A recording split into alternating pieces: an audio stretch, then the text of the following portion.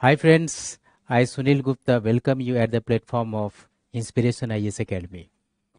तो बच्चे चलो आज हम लोग डिस्कशन करते आ रहे हैं यूट्यूब पे contemporary issue related to prelims examination.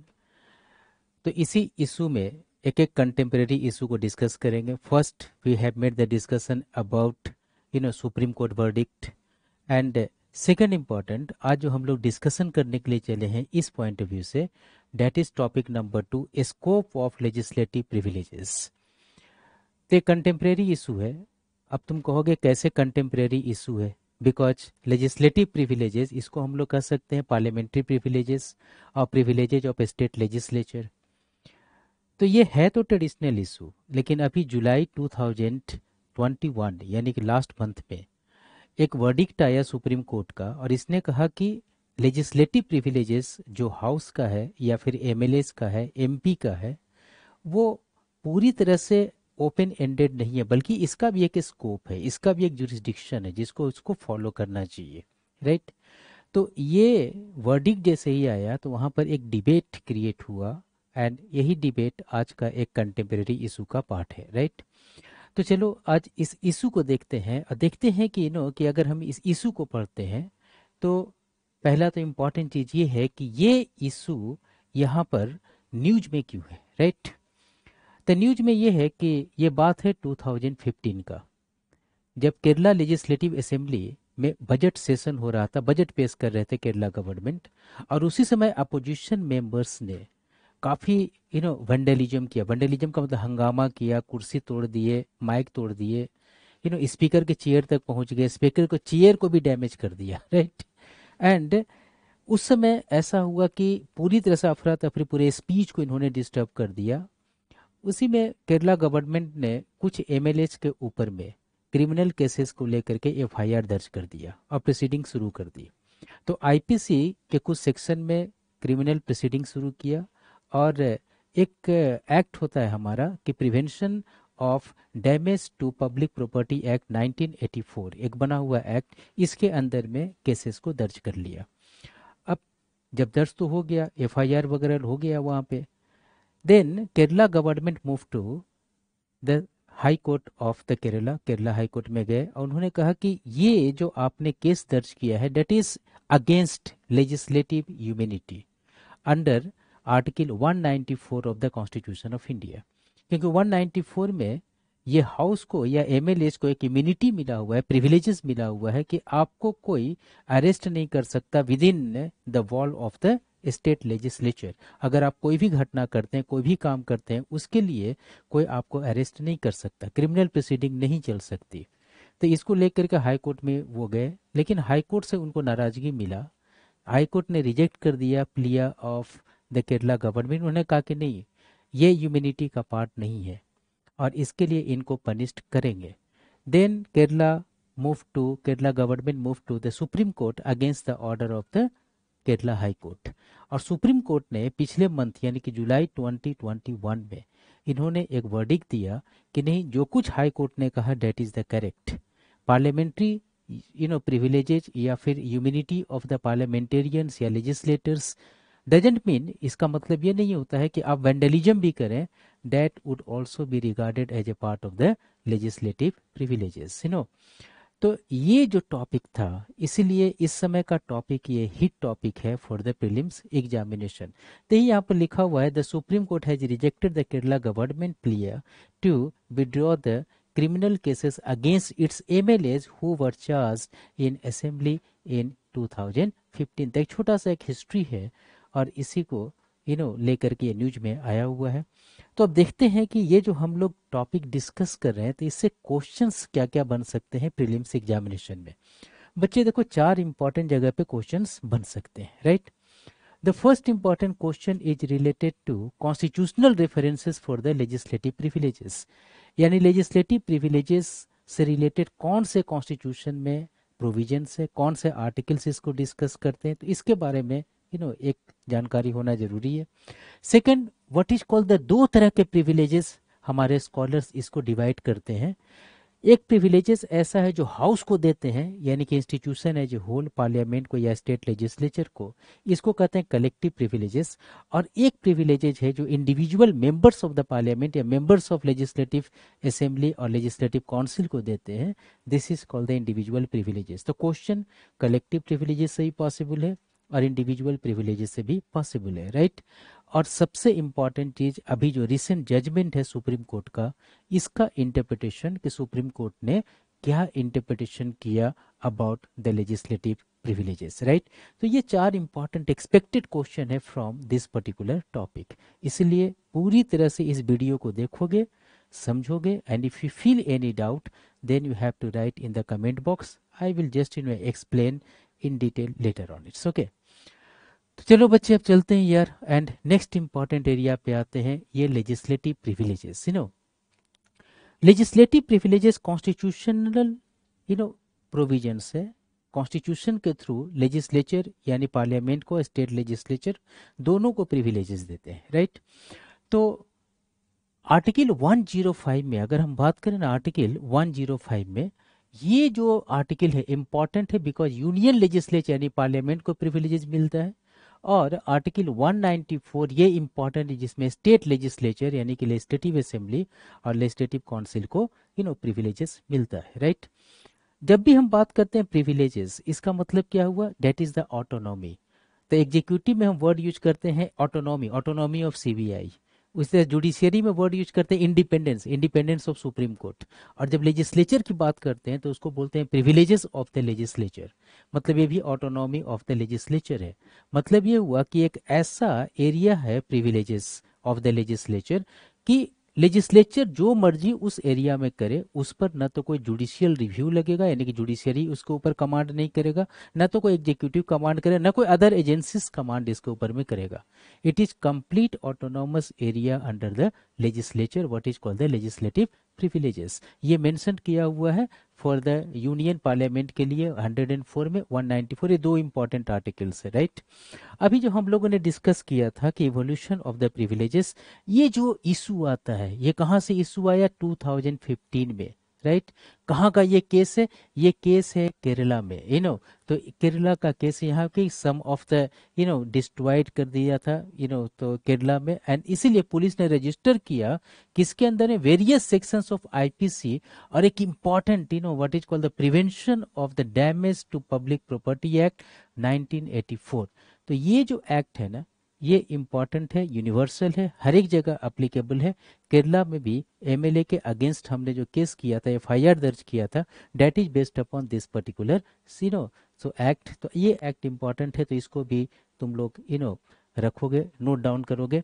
Kerala government इसको लेकर के केरला हाई कोर्ट में गया, एंड केरला हाई कोर्ट के बाद उनको जब चैलेंज किया तो जुलाई 2021 यानी कि अभी की बात हम करें, rejected the Kerala government plea to withdraw the criminal cases against the MLAs who were charged in the assembly and defined the scope of what is called the legislative privileges and immunities. तो यहाँ पर है, तो justice Chandrachud and justice Shah का so bench ने इसने ये decision दिया, that is very famous decision आने वाले समय के लिए। ये एक स्कोप क्रिएट करता है, जुरिडिक्शन क्रिएट करता है प्रिविलेजेस का। अब चलते हैं आगे और देखते हैं कि what is the next important area is there. पहले समझोगे कुछ traditional question, because collective privileges और इंडिविजुअल प्रिविलेजेस दो है यहाँ पे। कलेक्टिव प्रिविलेजेस ऐसे प्रिविलेजेस हैं जो हाउस को देते हैं, यानी कि लेजिस्लेटिव असेंबली, लेजिस्लेटिव काउंसिल और यूनियन पार्लियामेंट में लोकसभा राज्यसभा को ये प्रिविलेजेस है। क्या क्या प्रिविलेजेस है, 5 important privileges has to come under the collective privileges. अब देखो बच्चे इसको एक एक चीज को समझोगे, because question are being asked, 3 बार क्वेश्चन आ चुका है, अगली बार हो सकता है तुम्हारे में क्वेश्चन आए कि which one is the not the privileges under the collective privileges और अंडर द आर्टिकल 105 और 194, राइट। तो ऐसा अगर होगा तो इसको दिमाग में रखना कि 5 इंपॉर्टेंट चीजें।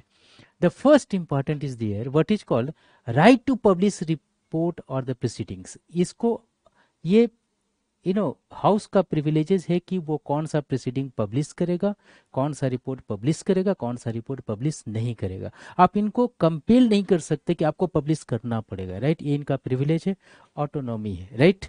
Second important, right to conduct proceeding of the house, मैं अपने हाउस को कैसे चलाऊंगा ये मैं डिसाइड करूंगा, राइट। तो कंडक्ट कैसे करना है, हो सकता है कि हमने सीटिंग अरेंजमेंट कैसे करना है, हमें शेड्यूलिंग कैसे तैयार करना है, तो एवरीथिंग उनका ऑटोनॉमी है, आप कंपेल नहीं कर सकते। Third important, right to hold secret meeting and the proceeding, in general secret meeting नहीं होता, लेकिन इनका ये प्रिविलेजेस है कि हो सकता है कि बहुत जरूरी हो, विजिटिंग गैलरी में आउटसाइडर्स भी जाते हैं अपार्ट फ्रॉम एमपी एमएलएस, तो हो सकता है कि वो कहे कि नहीं जी इस बार आउटसाइडर नहीं रहेगा, मैं इस बार हाउस में सीक्रेट मीटिंग करूंगा, राइट। तो सिर्फ एमपी एमएलएज ही रहेंगे, तो अगर ऐसा कुछ हो देन ये इनका प्रिविलेज है, आप रोक नहीं सकते, right. Next important is said to be right to make rule for convenient transaction, ये बहुत बड़ा इंपॉर्टेंट कि अगर हाउस को चलाने के लिए रूल्स चाहिए, रूल्स में कमिटीज का भी डिस्क्रिप्शन है, रूल्स में शेड्यूलिंग का भी डिस्क्रिप्शन है, रूल्स में किस तरह से प्रोसेस करेंगे पूरे बिल्स को पास कराने के लिए, everything is there.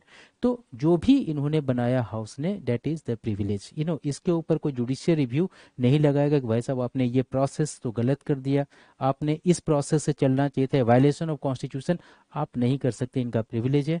And very important, right to punish members, ये बहुत इंपॉर्टेंट चीज है, punishment, right to punish members और द आउटसाइडर्स। अगर कंसीडर करो कि लेजिस्लेचर ने कुछ स्टैब्लिश्ड कन्वेंशंस बनाए, रूल्स बनाए, रेगुलेशंस बनाए, अगर उसको किसी ने तोड़ा, ब्रीच कर दिया, राइट, चाहे वो उसका मेंबर ही क्यों ना हो, या आउटसाइडर मीडिया वाले ने तोड़ दिया, या कोई सिविल सोसाइटी के मेंबर्स ने तोड़ दिया, उनको पनिश करने का राइट इनके पास में है।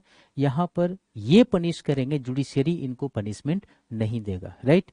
तो that is the based upon that, this is the 5 important areas, जिसमें क्रक्स वर्ड है पब्लिश, इसमें क्रक्स वर्ड है कंडक्ट, इसमें क्रक्स वर्ड है सीक्रेट मीटिंग, इसमें क्रक्स वर्ड है रूल्स, और इसमें क्रक्स वर्ड है what is called the punishment, so these are the fact here. And so यही इंपॉर्टेंट राइट था इसको कि भाई पनिशमेंट का राइट होता है किसका, हमारे यहाँ कुछ गलती किया तो पनिशमेंट का राइट हमारा प्रिविलेज है, तो इन्होंने अगर तोड़ फोड़ किया तो पनिशमेंट मैं दूंगा, राइट। तो एफआईआर दर्ज किया और जुडिशरी पनिशमेंट सुनाए, ये तो यार गलत चीज है। यही प्रिविलेज को लेकर के केरला गवर्नमेंट का ये जजमेंट है, this is the 5 important collective privileges. तो इसको एक बार नोट डाउन कर लेना। Second important, individual privileges, individual privileges का मतलब कि एमपी एमएलएस को भी एक प्रिविलेजेस मिला हुआ अंडर आर्टिकल 105 एंड 194 में। क्या क्या है इंडिविजुअल एमपीएमएलएच का? First important what is called the right to have freedom of speech and expression. आप कुछ भी बोलना चाहते हैं तो हाउस के अंदर, with in the wall of the house इसको बोलते हैं, आप कुछ भी बोलिए, राइट। उसके लिए आप अकाउंटेबल नहीं होंगे, कोई आदमी नहीं कहेगा कि नहीं आपको अकाउंटेबिलिटी के साथ जो भी बोलना है आप बोलिए वहां पे। इन जनरल अगर आम आदमी बोलता है तो रीजनेबल रिस्ट्रिक्शंस है, आप मिलिट्री के खिलाफ नहीं बोल सकते, आप सोवरेनिटी के खिलाफ नहीं बोल सकते, many things are getting restricted, but यहाँ पर रिस्ट्रिक्शन नहीं है, आपको जो बोलना है बोलो, right. This is the freedom. Second important freedom is there what is को right to have freedom from arrest within the wall of the house, right. तो देखो अब अरेस्ट करने के को भी नहीं कर सकते, इसको फ्रीडम है यहाँ पे। खास करके मेंशन है कि अगर सेशन चल रहा है तो बिगिनिंग ऑफ द सेशन के 40 डेज पहले और 40 डेज बाद इसको हम अरेस्ट नहीं कर सकते, राइट। अगर अरेस्ट करना होगा सिविलियन केस में तो एकदम नहीं, एंड क्रिमिनल केसेस में बिना हाउस के कंसेंट का हम इसको अरेस्ट नहीं कर सकते, राइट।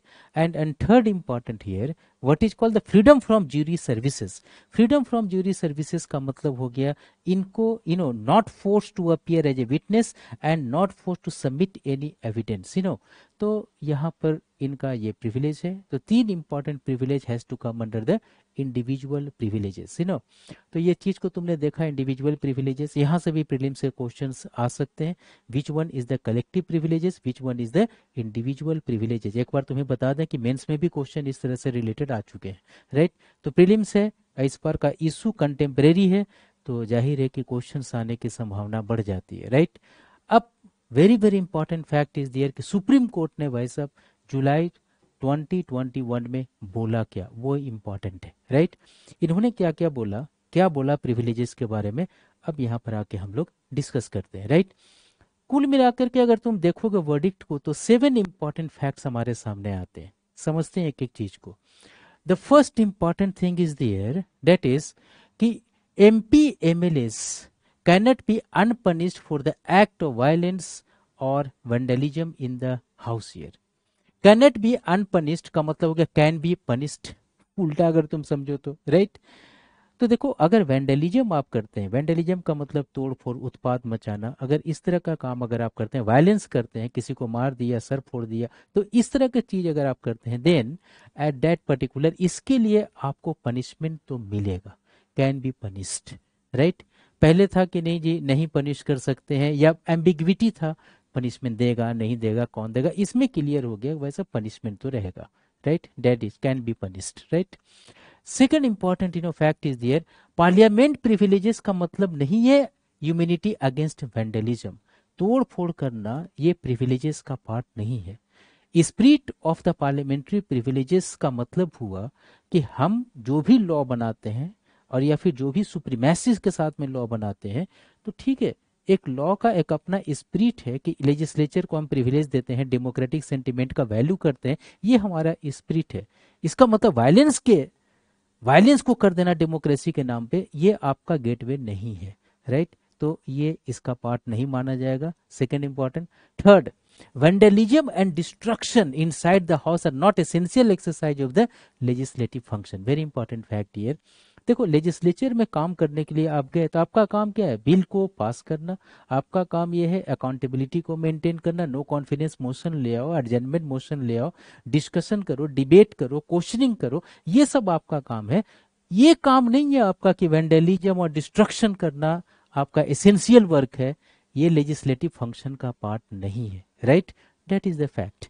अब देखो, एक क्वेश्चन तो हो सकता है कि देखो भाई, रूलिंग पार्टी अगर हमारी बात को नहीं मानता है, तो भाई अपोजिशन पार्टी तो यहाँ पर कुछ ना कुछ विरोध करेगा, तो विरोध करो ना, विरोध करना आपका डेमोक्रेटिक राइट है। पार्लियामेंट इसीलिए बनाया हुआ है हमने, पार्लियामेंट्री डेमोक्रेसी इसीलिए बनाया हुआ है।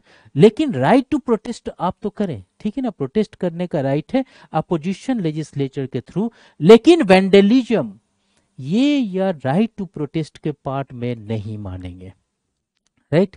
वेंडलिज्म कर देना और ये कहना कि यार भाई मैं तो प्रोटेस्ट कर रहा था, मैं इसको पार्ट में नहीं मानता हूँ, राइट। ये है हमारा fourth important area of the interpretation. Next important it has to say here कि देखो, कोई भी मेंबर या इलेक्टेड लेजिस्लेचर कैन क्लेम, कभी भी क्लेम नहीं कर सकता कि मुझे ह्यूमैनिटी है, राइट, ये काम करने के लिए, कि क्रिमिनल ऑफेंसेस के अगेंस्ट काम करने के लिए मेरा ह्यूमैनिटी है। खास करके इसके ये जो है ना, prevention of damage to public property act 1984, ये सबके लिए एप्लीकेबल है, इंक्लूडिंग लेजिस्लेटर्स, राइट। तो ये, इसको आप ह्यूमैनिटी के अंदर में नहीं रख सकते on the name of the privileges, ये सबके लिए अप्लाई होता है, आपके लिए भी ये चीज अप्लाई होगा। डैमेज करते हैं पब्लिक प्रॉपर्टी को तो आउटसाइडर्स के लिए अप्लीकेबल है, और जो लेजिस्लेटर्स हैं उनके लिए भी अप्लीकेबिलिटी है, right. Sixth important is to be destruction of the public property. अब आपने पब्लिक प्रॉपर्टी को नुकसान पहुंचा दिया और ये कहते हुए कि ये तो मेरा freedom of speech and expression है, वैसे इसको हम freedom of speech and expression में नहीं लेते। Freedom of speech and expression का मतलब होता है ना, स्पीच तो समझ रहे हैं बोलने का, एक्सप्रेशन, एक्सप्रेशन कुछ भी हो सकता है ना।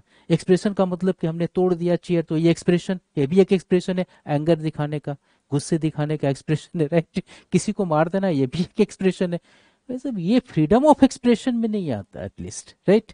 तो अकॉर्डिंग टू सुप्रीम कोर्ट की आज के बाद पब्लिक प्रॉपर्टी को डिस्ट्रक्शन कर देना not equated with the freedom of speech and expression, ये आपका प्रिविलेजेस का दायरा नहीं है, right. And another important is to be legislature, कोई भी काम करता है तो इसमें एक इंपॉर्टेंट चीज है पैरामीटर्स ऑफ पब्लिक ट्रस्ट। अब पब्लिक ट्रस्ट पर बेस्ड, जिसमें पब्लिक आप पे विश्वास करता हो कि आपको हमने भेजा है अपनी ओपिनियन को रखने के लिए, हमने आपको भेजा है कि कुछ पर्टिकुलर लॉ को बनाएंगे, आपको हमने भेजा है कि कोई भी ऐसा कुछ नहीं लॉ बन जाए, या फिर वहां पर कोई ऐसा प्रोसीडिंग्स नहीं हो जो हार्म करता हो पब्लिक गुड्स को, उसके लिए आप जाए, आप ये ड्यूटी को समझे और पब्लिक ट्रस्ट को बेसिक्स मान करके डेमोक्रेसी को डिफाइन करने की कोशिश करें, राइट। तो बेस्ड अपॉन दिस, ये जो था ना 7 इंपॉर्टेंट इंटरप्रिटेशन आते हैं, तो कुल मिलाकर के हुआ क्या कि ये सुप्रीम कोर्ट ने जो वर्डिक्ट दिया उनका 7 इंटरप्रिटेशन है। हमें लगता है कि अब तुम लोग अच्छी तरह से समझ चुके हो। एंड कोई भी इंटरप्रिटेशन अगर आता हो एंड पीटी में अगर क्वेश्चन पूछता हो कि according to supreme court which one is first second third and the question is there 1 2 2 3 3 1, तो अब तुम समझ लेना कि what should be the answer, right. तो 7 इंपॉर्टेंट चीज पे हमारा फोकस है। These are the fact here, right. इसको हम लोग नोट डाउन कर लेंगे एंड कंटिन्यू, राइट। तो देखो आज इतना ही तक का डिस्कशन है, यही एक छोटा सा कंटेम्प्रेरी इश्यूज। एंड इसी के साथ में हम अब खत्म करते हैं ये कंटेम्प्रेरी का सेकंड इम्पॉर्टेंट टॉपिक। और इस तरह के टॉपिक्स काफ़ी लोगों का यार मैसेजेस आते हैं हमारे पास में कि सर ये टॉपिक पे डिस्कशन हो। इस टॉपिक के लिए भी काफ़ी लोगों ने हमारे पास पर्सनल व्हाट्सएप पे इन्होंने एक मैसेज भेजा था, काफ़ी लोगों ने भेजा था, इसलिए हमने ये वीडियो तैयार किया। अगर तुम्हें ऐसा लगता हो कुछ और कंटेम्प्रेरी इशू है, बहुत कॉम्प्लिकेटेड है, नहीं समझ पा रहे, then you have to write, free to write everywhere. हमारा व्हाट्सअप नंबर भी उसमें है, हमारे पास में कमेंट बॉक्सेस भी हैं, तुम्हें तो इसको देख लेना और सब्सक्रिप्शन करते रहना, सब्सक्राइब कर लेना ताकि you can get information on time. So thank you very much, all the best, may God bless you, bye bye, right?